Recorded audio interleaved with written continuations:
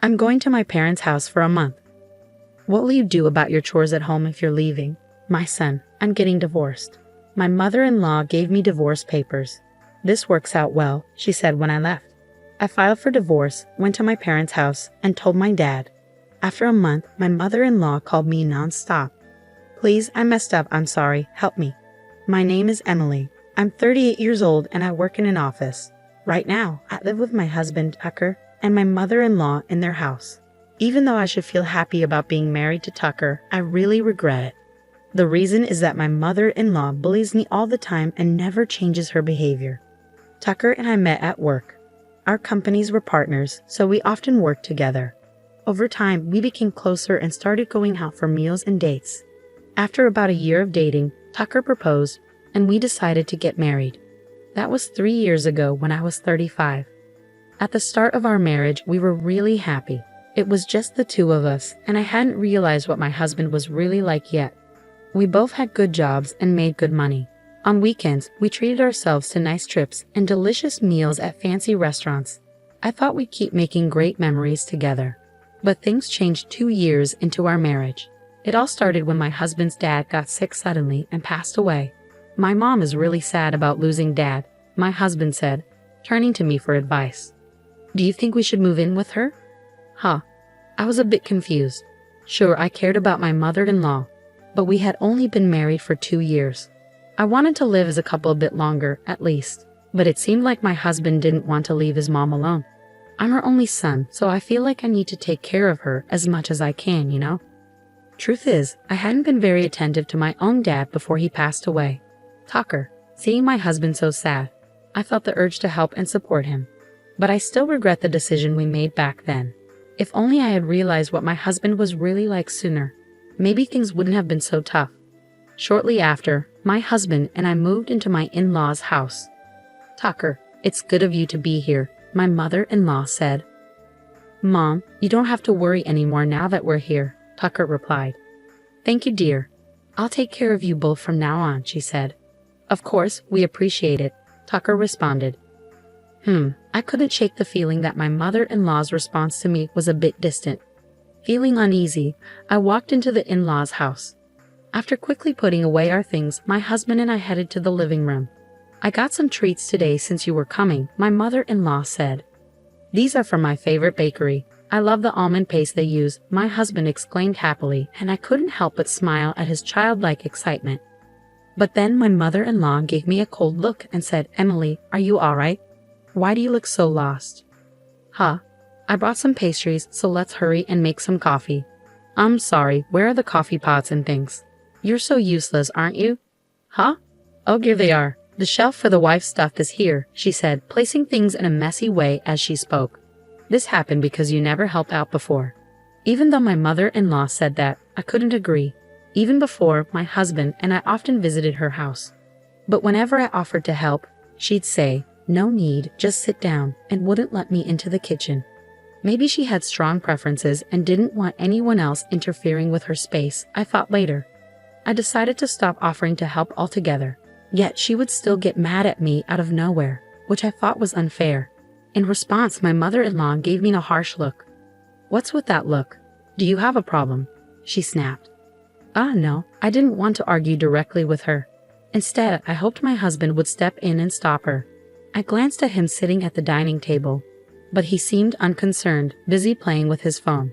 It made me mad that he didn't care about me, his wife, being unfairly scolded. I never expected to face such unpleasantness right from the start. I started feeling anxious about living with my mother-in-law. And so, living with my mother-in-law began, and right away, problems started arising. It happened early in the morning. Hey, Emily, why are you still sleeping? I quickly checked the time on my phone. Well, it's only 5 in the morning, Mother.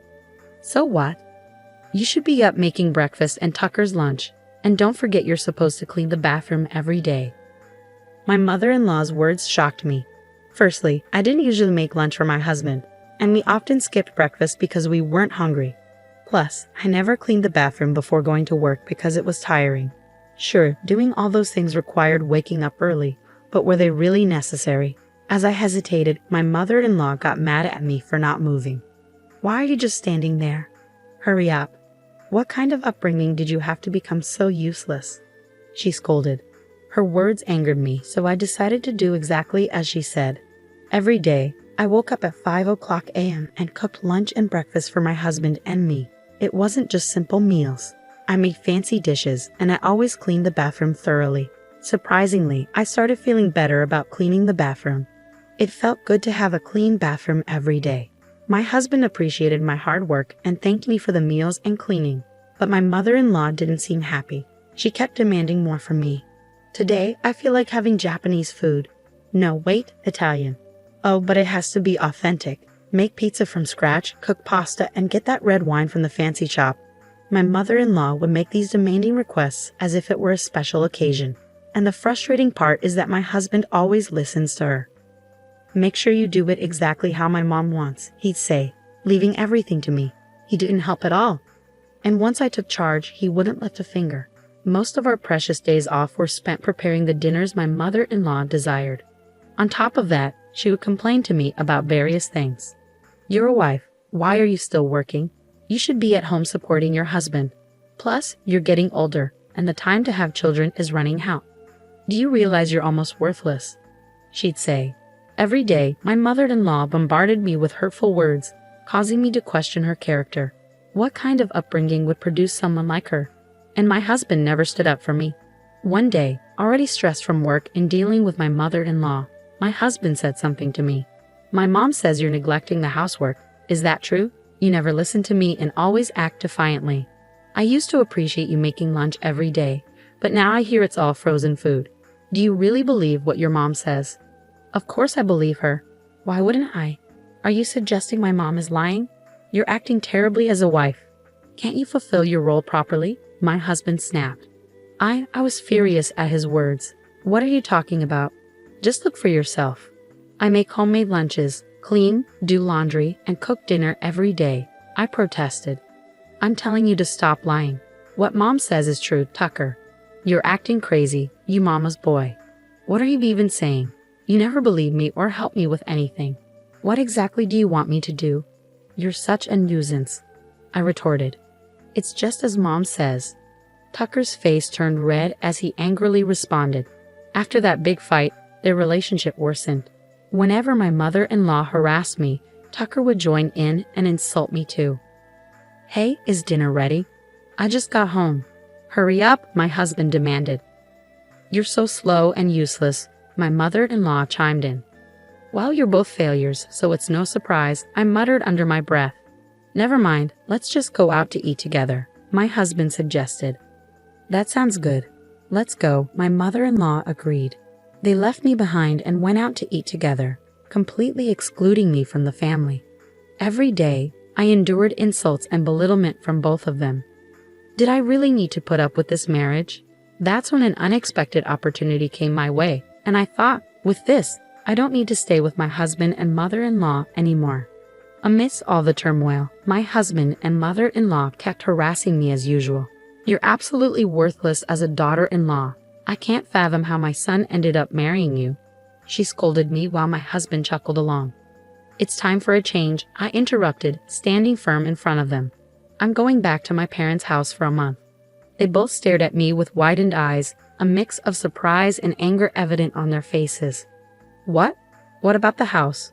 What if there's a fire? My husband panicked. Yeah, you're being incredibly irresponsible. If you're leaving, then divorce my son. My mother-in-law yelled, grabbing something from a drawer. It was the divorce papers. She threw them at me. Go ahead, sign it, she challenged. Oh, Mom, you're prepared for this, my husband remarked, surprised. That's right. You have no choice but to obey us. If you don't like it, then get a divorce. This is a convenient situation, my mother-in-law asserted. Fine, let's get divorced then, I responded firmly. They both widened their eyes in shock at my response, but I ignored their reactions and picked up the divorce papers, starting to fill them out. I'm done with my part, so please leave quickly, I told them. My husband blinked at me in disbelief. Was that earlier just a bluff? That was really lame, he muttered. But when I insisted, he probably glared at me. Don't mess around. I'm serious. Let's get divorced, I said firmly. Tucker forcefully snatched the divorce papers from me and filled in his own section. "Is this good enough?"